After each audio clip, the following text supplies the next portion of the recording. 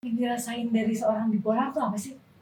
Susah, challenging banget Kak untuk stabil. Jadi kalau orang bipolar itu over happy, sangat berenergi, oversensitif, banyak ide, terus udah gitu ngomongnya jadi cepat itu kalau lagi yang tinggi namanya mania. Terus dia bilang, terus kan nggak mungkin Ca lo pertahankan lo pakai hijab ini demi biar kontrak brand ambassador itu tetap jalan, lo mau kayak gitu? That very second aku tahu, aku nggak mau kayak gitu.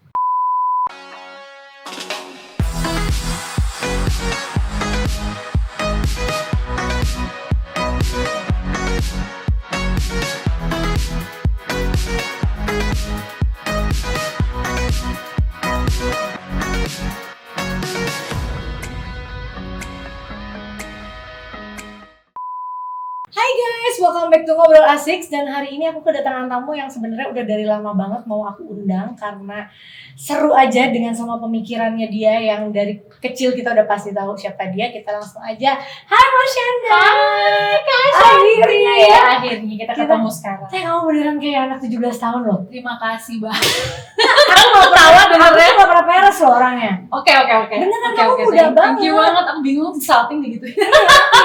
Soalnya aku udah 32 Kak. Iya, makanya kita beda 6 tahun ya. Beda 6 ya? Beda 6 tahun ya muda. Berarti Kak Shanti 1 tahun 83 lahirnya. Iya. Oke, 83. Sip. Gak apa-apa lah, doesn't matter, yang penting happy. Iyalah, gak apa-apa lah. Apa kabar? Baik, Baik, aku tuh kan follow kamu kan. Aku tuh selalu ngeliatin kamu dengan anak kamu, selalu ngeliatin kamu dengan kamu banyak halnya kamu lah. Aku tuh banyak keponya sebenarnya. Aku mau nanya aja boleh ya? boleh. Mas Yanda ini kan udah dari kecil udah jadi artis ya. Kamu pernah juga ada di fase yang sebenarnya aku tuh pas ngeliat orang-orang joget-joget di TikTok, aku bilang gini, ini Mas Yanda zaman dulu. Oh gitu. Bener nggak? Iya banyak. Tapi saat kamu dulu kayak gitu kan semua orang kayaknya ini apaan sih gitu. Tapi sekarang itu dijadiin gaya-gaya buat semua orang gitu. Ya. Tapi yang mau aku tanya dulu gitu. Pada saat kamu buat video itu apa sih yang ada di pikiran? bahwa itu sesuatu yang menyenangkan, karena kan Just make you sebenarnya happy kan? Jadi kan ada 2 video di zaman itu yang sebenarnya tuh bikin orang bingung gitu kan.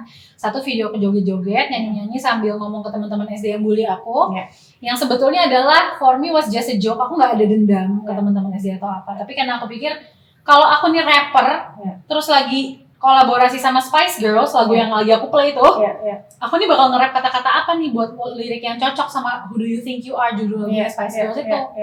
Kayaknya teman-teman SD yang bully gue cocok nih gitu, aku ngomong-ngomong. Ya kayak anak sekarang juga. Iya kan, jadi kayak ya udah kreativitas aja, satu itu. Yang kedua adalah video aku nangis. Nah itu yang membingungkan orang, tapi kayaknya yang lebih heboh yang soal teman-teman SD itu sih, yang ngelihat aku nangis. Aku nggak tahu maksudnya seberapa banyak atau seberapa aware orang, tapi itu yang membuat orang jadi mikir, kok dia kenapa, dia stres, dia apa gitu-gitu loh. Tapi for me, aku kayak ngerasa ya udah aku pengen ekspres ini, aku pengen lepasin, nothing wrong, aku manusia yang punya berbagai macam rasa. And it's fine ya It's sebenarnya. fine. Tapi sebenarnya one thing ya, orang tuh selalu nggak mikir bahwa aku juga SMP pernah dibully sampai aku tuh sempet stres banget. Iya, if one day kita bisa jadi orang gitu. Tapi kalau kita dengan bully itu kita nggak jadi apa-apa, mereka pernah mikir nggak sih perasaan kita? Ya, dan seringnya tuh yang bully tuh nggak sadar kalau mereka lagi ngebully. Terus ada juga orang-orang yang berpendapat bulian itu adalah sarana untuk biar lebih akrab. Bener nggak? Ada nggak yang kayak gitu? Masa sih? Ada. Bully biar lebih akrab. Yang ngebully tuh biar lebih mencairkan suasana. Dengan ngebully. Ya, ada yang berpendapat seperti itu dan merasa itu nggak salah, malah jadi kayak mempererat kedekatan.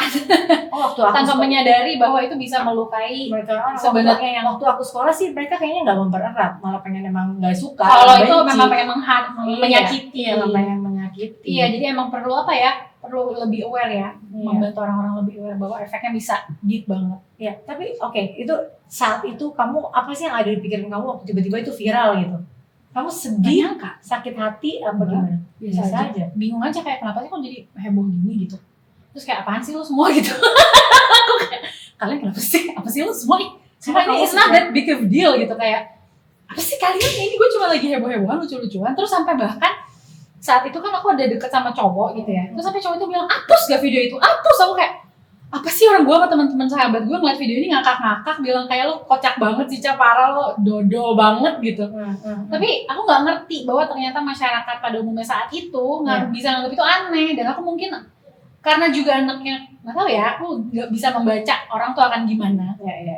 soalnya aku kaget bingung aja gitu. Saat itu kamu cuma bingung. Tapi saat itu tiba-tiba kamu bilang bahwa kamu itu bipolar gitu. Itu beberapa tahun setelah itu. Yang mau aku tanya, kenapa kamu memutuskan untuk memberitahu semua orang bahwa kamu kena bipolar? Kayak ada kebutuhan gitu loh Kak, kayak apa ya? Aku nggak mau ada yang aku sembunyikan.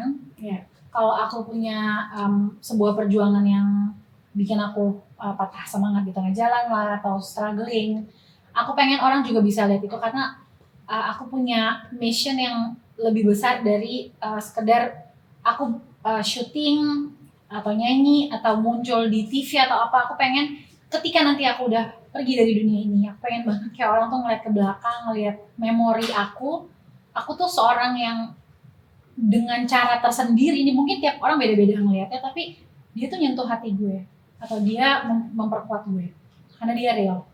Gue pernah mau bunuh diri nggak jadi karena dia. Ada yang komen kayak gitu Kak, dan itu kayak itu kenapa alasanku pengen jujur kalau aku lagi struggle. Yang dirasain dari seorang bipolar tuh apa sih?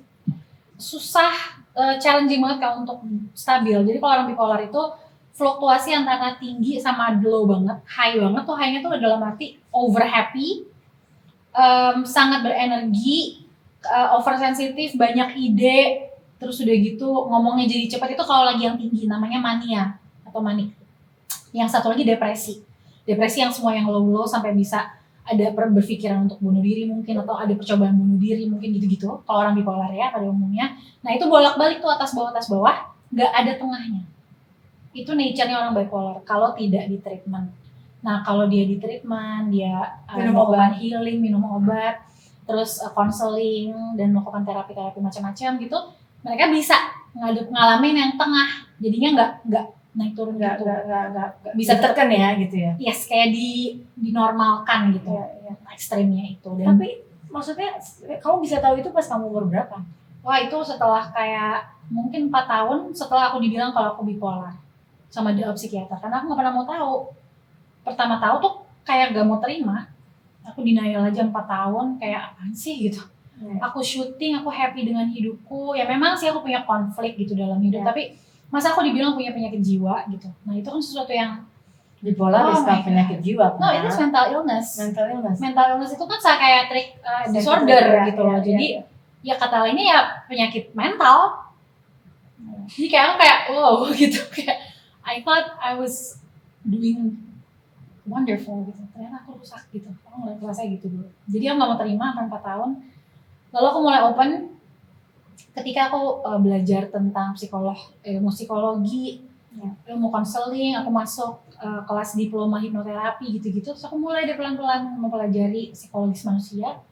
Dan akhirnya nyemplung mempelajari bipolar disorder itu apa. Tapi bipolar sama kepribadian ganda tuh beda ya kalau. Kayak kalau kepribadian ganda tuh split personality. Ya lebih ke. Aku malah nggak pernah mempelajari itu seperti apa. Oh beda berarti ya. Terus saat kamu kan pernah menikah, memutuskan untuk menikah dan lumayan lama ya. 3 tahun. Oh 3 tahun ya? Lumayan lama ya. Berarti nggak lama itu. Itu berarti itu juga keinginan kamu yang benar dari diri kamu, atau kamu karena pengaruh dengan bipolar kamu kayak udah nikah aja deh gitu? Kan pasti orang bipolar dadakan kayak sesuatu bisa ada kecenderungan gitu. Kalau bipolar itu untuk impulsif ya, tapi banyak sih kayak journey dalam hidupku dari masa aku muda itu atau dari momen-momen aku di diagnosa bipolar yang nggak semuanya, tapi ada sebagian yang aku anggap itu orang bisa melihat itu impulsif, dan in the end di tengah jalan aku berubah pikiran gitu. Ada yang seperti itu, tapi aku membuat hari ini hal yang berubah yang pernah aku putuskan itu menjadi pelajaran buat aku sekarang, dan justru hal yang harus terjadi dengan cara seperti itu. Bukannya aku membenarkan keimpulsifan atau aku membenarkan kenekatan atau berpikir pendek atau macam-macam apapun itu namanya, tapi aku percaya bahwa kita itu selalu mencoba yang terbaik dengan level pengetahuan kita yang sekarang. Semua orang kayak gitu. Jadi kalau kita make a mistake di mata orang lain, di mata masyarakat atau apapun itu, what that person is doing, yang lagi doing mistake, dia pikir itu yang terbaik, itu cara dia untuk survive. Dan aku belajar untuk memanusiakan diriku sendiri juga. Ya, kamu mementingkan diri kamu sendiri juga, karena kan kamu pengen happy juga. Ada poin dimana aku spend so long mementingkan semua hal dan semua orang selain diriku, sampai aku ke tahap dimana kalau gue gini terus gue mati lama-lama, I will die inside gitu ibaratnya. Jadi at some point aku kayak memutuskan untuk oke, aku pengen explore, aku pengen mengambil jalan yang aku pengen belajar sendiri dengan keputusanku sendiri, kemauanku sendiri, pilihanku sendiri. Dan aku tahu pada saat itu akan banyak yang meragukan aku. Aku tahu. Dari waktu itu aku udah tahu. Dan aku juga tahu dari waktu itu bahwa masa depan akan seperti sekarang. Orang bisa percaya sama aku. Orang bisa bahkan merasakan aku menyayangi mereka. Aku mencontohkan bahwa ketika misalnya aku ngomong di YouTube-ku gitu ya tentang empowerment, motivasi, mereka lihat bahwa oh dia pernah jatuh. Jadi saat dia ngomong ini dia nggak cuma nasihat-nasihat tanpa isi. Dia pernah ngalamin juga kehancuran. Jadi kita mau dengerin dia atau kita ngerasa dia aja pernah sehancur itu, gue juga pasti bisa lebih kuat lagi, atau gue pasti bisa bangkit dan happy dan masih senyum kayak dia, gitu loh. Tapi di saat kamu berpisah, ada 3 yang kamu korbankan, itu rumah tangga kamu, terus kamu tiba-tiba buka hijab, dan ketiga kamu berpisah sama anak kamu. Nah 3 keputusan itu gimana cara kamu, oke, ini keputusan harus gue lakuin nih gitu. Kenapa harus 3-tiganya kamu lakuin? Oke. Aku nggak tahu ini siapa yang ngomong, tapi ada di sebuah buku yang bilang bahwa karakter seorang pemimpin itu salah satunya adalah punya kecenderungan untuk impulsif. Tapi dia mengambil keputusan dengan keberanian, tanpa harus mengetahui dengan clear apa yang akan terjadi di depan perfectly, tapi mengambil resiko gitu. Dan whatever's gonna happen, dia bisa memutarbalikan dan mentransformasikan dirinya sendiri dan keadaan. Nah, aku melihat waktu itu tuh prosesnya tuh semuanya nggak lama kan, tapi itu keinginan kamu nggak sih berhijab? Waktu berhijab aku keinginan aku. Aku melakukan itu dengan cinta. Saat itu, iya. Aku bahagia banget kan. Senang banget. Aku senang banget. It was my decision dan aku bukan dipaksa orang atau apa. Iya. Dan saat kamu memutuskan untuk buka, ya kan aku merasa aku nggak mau gitu. Kayak aku ngerasa aku ada shift, ada perubahan itu dalam rasa aku gitu ya. Ini kan personal ya, maksudnya agama itu sensitif banget gitu ya. Tapi intinya kalau misalnya ada yang beranggapan ini sebuah kemunduran bagi aku secara agama, ya itu mungkin mereka benar gitu, nggak salah. Secara agama, ya secara agama. Tapi aku mengizinkan diriku untuk mau belajar dan grow dengan cara yang nggak mungkin semua orang setuju gitu, dan aku merendahkan hati dan diriku untuk itu, nggak apa-apa itu kalau dia nggak setuju atau bahkan menghujat atau apapun. Dan aku pengen aja real, maksudnya aku nggak pengen kayak aku pada saat itu ya, aku ngobrol gitu sama seorang sahabat, terus dia bilang, terus kan nggak mungkin Ca, lo pertahankan lo pakai hijab ini demi biar kontrak brand ambassador itu tetap jalan, lo mau kayak gitu? That very second aku tahu, aku nggak mau kayak gitu, walaupun aku harus dihujat, aku harus dijahanamkan atau apapun itu pada masa itu aku mau lebih memilih untuk jujur walaupun itu kekurangan bagi sekian banyak orang. Ya, tapi kamu mencari kenyamanan buat diri kamu saat itu. Dan aku nggak ngerasa bagiku sendiri hidup itu kan perjalanan, bisa jadi di masa depan terjadi hal yang kita nggak tahu apa, kayak ya yang aku lihat sekarang gitu Kak, maksudnya banyak orang yang DM ke aku cerita kehidupannya personal, terus kayak segala struggle-nya dia, ada yang bilang ya aku tiap hari mengalami penyiksaan dari suamiku lah, terus gitu ibu bapakku gini apa segala macam, yang bener-bener minta dikuatkan dan mereka percaya bahwa mungkin aku bisa kasih 1-2 message untuk mereka gitu yang butuh dikuatkan saat mereka udah gak ada harapan gitu. Dan aku senang jadi orang yang they go to, they trust gitu. Tapi saat berpisah sama Sienna, itu kalau kita seorang ibu itu kan berat banget gitu ya. Ya dong, Kak. Saat itu kamu bisa kuat tuh gimana? Enggak lah, gak kuat kok. Waktu itu kayak struggle banget. Pernah gak sih tapi kayak aku bawa Sienna boleh gak gitu? Pernah gak? Pernah ada momen kayak gitu juga, dan of course dalam proses cerai banyak banget pihak-pihak yang pengen ikut memberi pendapat, karena pengen dengan apa ya, dengan alasan melindungi aku untuk yang terbaik buat aku dan untuk anak dan sebagainya. Jadi ada juga yang ngasih masukan, udah ambil aja, udah bawa aja gitu-gitu loh. Tapi aku nggak mau gitu. Aku aslinya aku percaya bahwa di masa depan nanti mantan suamiku itu akan bisa mature, kita berdua sama-sama bisa akan dewasa dan berbagi Sienna yang nggak mengharm, nggak melukai Sienna secara psikologis. Aku percaya itu in the long term. Mungkin pada saat itu sangat kamu mengalah untuk anak kamu. berat banget pasti kan. Ya mungkin ini yang katanya itu ya, kita nggak akan tahu kita seberapa kuat sampai kita itu nggak punya pilihan lain selain untuk be strong. 8 Dan itu tahun kayak nggak gampang sih. 8 tahun gak hidup bareng, tapi kamu bisa sedekat itu kalau ketemu dia ya. Aduh itu aku syukur banget Kak. Jadi tuh sempat ada momen pas masih goncang lah ya. Pas proses cerai itu ada beberapa bulan, sekian bulan aku nggak ketemu sama Sienna. Tapi dan aku takut banget karena dia kan belum 2 tahun waktu itu. Aku takut banget pas aku ketemu tuh dia lupa karena masih bayi banget kan. Ya gitu ya. Nah tapi ternyata pas ketemu dia langsung peluk aku. Dan dia masih ingat itu. Aku kayak wow, maksudnya bondingnya itu memang kuat gitu loh. Dan memang ya setahun setengah pertama kan aku full ngurus dia. Aku yang masak, aku yang semuanya aku gitu. Jadi mungkin karena itu juga jadi bondingnya. Ya karena golden age 2 tahun pertama anak tuh kalau deket sama mamanya tuh udah pasti Penting sih. penting iya. Tapi sekarang ada ada yang bilang kalau kamu tuh ngomong apa buat Sienna Di Instagram ya? Oh, anak. Oh iya. anakku bukan milikku. Itu apa sih, aku pengen tahu maksudnya. Ya, aku kayak ngerasa ya sekarang gini ya, logikanya anakku nggak tinggal sama aku. Keputusan-keputusan besar dalam hidupnya mulai dari milih sekolah, milih apapun masa depan dia semuanya, pilihan-pilihan hidupnya bukan di tanganku. Andilku berkurang, turun. Ya aku merinding nih. So, aku berpikir sebagai seorang ibu yang wajar dan normal ya, mungkin aku nggak mau. Tapi kalau misalnya aku ngeliat gitu, pasti kan seorang ibu akan, dia nih anak saya yang melahirkan dia. Tapi justru aku melihat di situ ada tanpa disadarin dari kalimat seperti itu, kita menunjukkan tidak sadar bahwa kita ngerasa lebih superior dari Tuhan. Kalau kita ngerasa bahwa anak gue ini harus gue yang kontrol, harus gue yang menguasai hidupnya, harus gue yang jalanin segala dalam keputusan dalam hidupnya. Nggak gitu. Maksudku aku ngerasa Tuhan Allah lebih hebat dari aku dalam menjaga anakku walaupun dia tidak di bawah naungan perawatan aku. So she's not mine. My daughter, my child is not mine. Tapi kalian nggak pernah komunikasi misalnya sekolahnya, pendidikannya atau apa?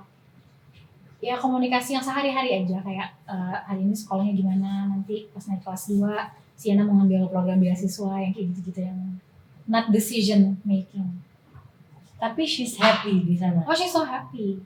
Dia happy banget. Dan aku sangat bersyukur banget Ben Punya istri. Sienna punya ayah dan mama Ines, istrinya Ben yang sangat sayang sama dia. Itu berkah loh yang nggak bisa aku dismiss. Aku nggak bisa mengabaikan itu bahwa mama ininya Sienna tuh sayang sama dia dan nganggap seperti anaknya sendiri. Dan Sienna juga kayak sahabat sama mama Ines. Dan Ines juga suportif sama aku ke satu sama lain. Begitu juga sama Ben, sampai kita pernah lunch bareng dong, aku, adekku, Lisha, Sienna, Ben sama Ines. Terus kita ngobrol-ngobrol, bercanda. Ya semua itu karena Sienna yang minta, aku pengen kita jalan dong, mama, ibu, ayah. Yang enaknya kamu belum punya suami, ya kan? Karena akan berbeda kalau kamu punya suami. Misalnya kayak mereka pengen nih baik-baik semuanya. Tapi kalau suami kamu dapat suaminya misalnya yang gak boleh, gini, pasti nggak akan terjadi. Enaknya kamu tuh single, jadi kamu akan lebih bebas memutuskan ya. Bebas memutuskan. Bisa dibilang gitu sih. Tapi bagus loh kata-kata anakku bukan milikku, karena suatu saat pun dia akan dimiliki oleh orang lain juga. Iya. Akan Jadi punya kayak keluarga. mempersiapkan diri lebih cepat aja sih untuk fakta yang mau gak mau akan terjadi di masa depan. Tapi that's too soon sebenarnya buat kamu karena Honestly ya. Tapi kan aku tetap punya hubungan yang dekat kayak Kak Santi bilang tadi sama Sienna yang itu waduh blessing banget. Iya, pasti. Walaupun cuma Sabtu Minggu ya setiap minggu tapi itu berisi banget sih, mengisi aku banget. Tapi sakit aku nggak ya punya ada misalnya si Arsin yang kecil gitu. Kalau bisa dia nggak ada gitu sehari 2 hari itu udah kayak gitu, aku ngebayangin kamu kuat banget gitu. Dia definisinya kuat tuh bagiku adalah ya spend so many days crying juga, itu adalah bagian dari kuat. Proses. Gak selalu kayak kita baik-baik aja gitu kan, ya gak sih? Jadi kayak ketika kita lagi kecewa, lagi hancur, kita mengakui kita punya rasa itu dan kita rasain gitu. Itu yang bikin jadi kelihatannya tuh kuat. Kamu tuh nangis, merasakan hal itu tuh sering berarti ya? Bukannya aku menganggap pihak manapun jahat atau gimana, tapi ya pasti sedih kayak aja. Kehilangan aja gitu. Sienanya nggak ada bareng tuh pasti kan kamu sedih gitu. Ya iya. Ya misalnya kayak abis nginap, dia pulang, dijemput, itu aku pasti kadang ngerasa kayak aduh udah ada yang memenuhi hatiku tiba-tiba pergi. Pasti setiap minggu ada dinamik itu gitu. Rasa seperti itu ada, tapi it's part of my life. Dan nah ini dia yang luar biasa sih, temanku Dia itu pemain sinetron Kak, cowok. Terus dia bilang, Cak lo tau gak pemikiran gue apa soal lo sama Sienna? Sebenarnya lo itu kondisinya gak seburuk itu lagi, dia bilang. Dia bilang tuh, lo tuh tiap Sabtu Minggu kan sama Sienna, full time gak? Full time. Nah, that's good lah berarti. Dia bilang, gue setiap hari syuting. Pagi anak gue pulang, pagi anak gue sekolah, gue bangunnya siang, gue ketemu. Malam gue pulang syuting, dia udah tidur. Weekend, dia pengen sama gue pengen istirahat. Jadi kayak, kita berdua tuh sama aja. Cuma ketemu anak di saat weekend dan lo mending lo bisa punya full time sama dia gitu, nggak ada syuting atau nggak capek atau nggak over exhausted atau apa, jadi it's not that bad gitu. Ya, dan Sienna harusnya itu Cara pandangnya harusnya itu yang dilakukan oleh orang yang berpisah gitu. Walaupun berpisah ya mamanya itu harus punya waktu buat anak-anaknya gitu. Tapi ya itu akan berubah kalau misalnya kamu nanti punya pasangan. Anaknya aku bilang, kamu punya pacar nggak sih? enggak Benar. nggak ada Kak, karena aku lagi menikmati sih Kak single, karena aku kan nggak pernah, seperti yang aku suka bilang gitu, aku tuh nggak pernah single selama ini. Dulunya aku tuh tipe orang yang takut single Kak, aku takut lonely seumur hidupku dulu gitu. Nah sekarang aku 2 tahun single dan aku baru pertama kali nemuin anaknya. Jangan kelamaan nanti kamu Semua orang bilang sendiri loh. Sumpah, so ada yang bilang kayak nanti keterusan lah. Aku pikir Keterusan, ya enggak juga lah ya, aku juga tetap pengen punya keluarga, maksudnya punya keluarga lagi masa depanku gitu. pengen punya anak lagi dong. Pengen, jadi ya ngalir aja lah, aku nggak ada pressure ke diriku sendiri. Tapi 31 tahun kamu sudah menjalani hidup, definisi laki-laki yang kira-kira akan menjadi suami kamu tuh kayak gimana sih? Seseorang yang nggak merasa terintimidasi dengan aku yang punya banyak ide, punya banyak energi, punya banyak kemauan, tapi dia tetap merasa utuh sebagai laki-laki. Gak merasa kamu lebih superior gitu ya? Yes, nggak butuh aku untuk menurunkan potensi aku supaya dia merasa utuh. Oh, kamu gak kayak Mas Anang berarti carinya? Gak. Kayak aku nggak tahu sih, pasti mungkin ada yang Harus yang agak mature iya mungkin itu ya. Terus selain itu? Selain itu aku butuh orang yang tentunya ya sayang sama keluargaku. Ya. Itu satu paket lah. Apalagi ya selain itu? Kalau physically tuh sukanya Mas Anda tuh kayak gimana? Secara fisik aku tuh nggak bisa definisiin. Tapi kalau ngelihat orangnya nih kayak ini lucu ya gitu. Tapi kadang-kadang temanku nggak berpendapat sama gitu. Kita nggak bisa punya kayak harus begini gini. Iya. Tapi kalau ketemu tuh kayak aku lebih ngerasain vibe-nya dia nih gimana kalau lagi ngobrol, sifatnya, kepribadiannya gitu. Wow, keren. Ini aku mau nanya lagi. Kan kamu tuh Marsyanda yang dulu tuh kayaknya kurus. Gimana banget gitu ya. Dan sekarang kamu merasa berat badan kamu bertambah. And you feel okay. Malah kamu kayak pede banget untuk foto dan lain-lain. Emang kamu pengen berat badan kamu kayak gini? Apa nggak sengaja kamu tiba-tiba jadi agak lebih gemuk atau gimana? Enggak sih, jadi karena memang kan aku minum obat-obatan yang untuk bipolar. Nah itu kan efek sampingnya bikin gemuk Kak. Normal itu gitu. Cuman kenapa bertahun-tahun dulu aku bisa kurus, aku tuh selalu konsumsi penahan nafsu makan Kak. Aku stres. Dan itu kalau punya bipolar disorder itu nggak boleh minum obat penahan nafsu makan karena bikin deg-degan, bikin hang, bikin marah, bikin anxious, bener banget, bikin gelisah. Nah aku tuh cope with that karena aku ngerasa udah gue biarin aja gue anxious karena aku harus kurus, karena aku ngerasa pressure itu. Nah aku akhirnya memutuskan 1-2 bulan lalu untuk stop obat penahan nafsu makan karena aku pengen hidup lebih sehat. Walaupun aku tahu efeknya lo bakal bengkak nih bentar nih, nggak tau lama juga, nggak tau bisa kurus lagi dengan natural gimana. Tapi just face it, dan aku mau jadikan momentum ini sebagai kesempatan untuk juga menguatkan orang-orang di luar sana yang mereka hidup sehat tapi memang struktur genetik atau whatever-nya lah secara biologis gitu nggak bisa kurus gitu loh. Jadi gede atau apa? Iya aku pengen kayak jadi apa ya? Aku juga sebenarnya sampai hari ini pun aku pakai baju yang nggak berlengan nih. Karena kamu tangannya gede gitu. Bukan yang gede-gede banget. Tetap aja kan ini bagiku kan maksudnya dibanding aku yang dulu iya. Jadi kayak aku tadinya nggak mau pakai baju yang gak berlengan, karena aku mikir kalau lo mau benar-benar membuktikan lo real dengan kampanye itu, do it now, gitu ya. Lakuin juga every day, not just that day on that campaign. Kayak buktiin bahwa ya sekarang aku kayak gini tangannya gede, nanti akan ada mungkin di komen-komen di YouTube ini yang gede banget tangannya emak-emak bla bla bla bla bla, udah kebayang, tapi kayak aku kayak that's what I wanna be. I wanna like myself like this. Kamu cewek begini cantik banget. Terima kasih. Nggak ada orang juga kan yang pas ada badannya nggak gede, which is aku. Kalau habis lahiran badannya gede, mukaku tuh juga jadi yang wow kayak bola gitu. Tapi aku nggak tahu ya kalau maksudnya cantik atau enggak kan itu relatif. Tapi aku bukan pernah sampai sekarang masih punya beberapa teman gitu ya, yang aku anggap kakak perempuan gitu. Dan dia itu sangat menerima dirinya sendiri walaupun badannya mungkin agak berisi atau perutnya berlipat atau apa, tapi aku bisa melihat dia tuh sangat karismatik jadinya, karena dia kayak ngerasa oke gue ubanan lah apa. Justru itu yang bikin orang-orang sekelilingnya tuh kayak jatuh cinta sama dia karena dia sangat nyaman dengan dirinya gitu. Nah, aku pengen jadi kayak gitu. Karena banyak orang yang merasa nggak nyaman dengan dirinya, akhirnya jadi kayak nggak keluar gitu apa yang ada di diri dia ya. Iya, maksudnya. Oh jadi kamu sekarang Jadi lagi kayak ada wisdomnya sendiri gitu, Iya. orang yang bisa gitu. Aku pengen gitu. dan banyak kan orang pengen jadi kayak orang lain. Ya. Makanya kamu minum obat, iya aku tahu banget itu, aku dulu minum obat kurus itu aku bisa bikin yang sampai kayak nggak mau, kan aku rakus banget ya, tapi aku jadi bisa nggak mau makan, Ya kan? tapi aku disentil dikit bisa pengen bunuh orang, Jadi sumbu pendek gitu Iya, kan, jadi kayak sama. stres, jadi kayak wah gila banget itu. Terus ini deg-deg gitu. Deg-degan, tapi emang canggih banget, kayak Canggih. nggak bisa nyentuh makanan dikit pun tuh mual gitu. Tapi bener tuh nggak bagus loh. Iya, Yang apalagi obat-obat kayak begitu. aku kan udah banyak obatnya, dari bipolar udah ada obat nih, Iya. beberapa. Terus tambah itu lagi sih kayak nggak bagus buat liver aku juga, Iya. ginjal segala macam kan bahaya. Jadi aku Iya. kayak udahlah gak usah nambah-nambah lagi deh gitu. Tapi aku mau nanya deh, the biggest support system buat kamu selain Sienna of course ya, siapa sih? Keluargaku, mamaku, adik-adikku. Papa? Papa kan udah pisah sama mama dari aku masih 7-8 tahun.